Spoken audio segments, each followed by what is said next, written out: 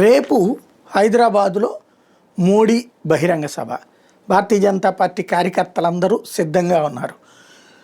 బండి సంజయ్ మరీ దూకుడుగా వెళ్తాడు. కరెక్ట్గా ఈ టైంలో అతని కొడుకుని వివాదంలోకి లాగారు.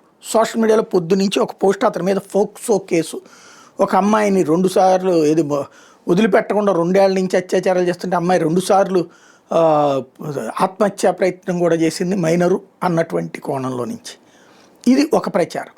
రెండో వైపున ఇంకొక వర్గం, అంటే బండి సంజయ్కి అనుకూల వర్గం ఏమో, బండి సంజయ్ కొడుకు కంప్లైంట్ ఇచ్చాడు, ఏళ్ల తరబడి ఒక కుటుంబాలతో ఉన్నటువంటి స్నేహంలో భాగంగా వివిధ గుళ్ళకి దేశవ్యాప్తంగా అనేక ఆలయాలకి అది కూడా వెళ్ళొచ్చినటువంటి కుటుంబాల్లో ఉన్నటువంటి ఒక అమ్మాయిని పెళ్లి చేసుకోమని వాళ్ళ అమ్మ నాన్న ప్రెషర్ చేశారు. అట్లా కాదు అంటే ఆ అమ్మాయి బేస్ చేసి బ్లాక్మెయిల్ చేశారు. బ్లాక్మెయిల్ చేస్తే ఒక 50,000 ఇచ్చాను నేను, 5 కోట్లు డిమాండ్ చేస్తున్నారు అని చెప్పి అతను కంప్లైంట్ పెట్టాడు అన్నటువంటి.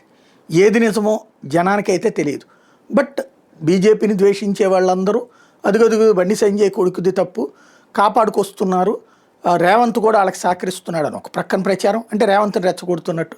రెండో పక్కన కావాలని చెప్పి బండి సంజయ్ని ఇరికిస్తున్నారు, దుర్మార్గమైనటువంటి చర్య చేస్తున్నారు. ఇంకొక పక్కన ఓవరాల్గా సోషల్ మీడియాను అడ్డు పెట్టుకుని రేపటి మోడీ టూర్ హడావిడిని డైవర్ట్ చేసేటటువంటి యాక్టివిటీ మాత్రం ఇవాళే కరెక్ట్గా రావడం అన్నది సంథింగ్ ఏదో ఉందన్నటువంటి చర్చ నడుస్తుంది.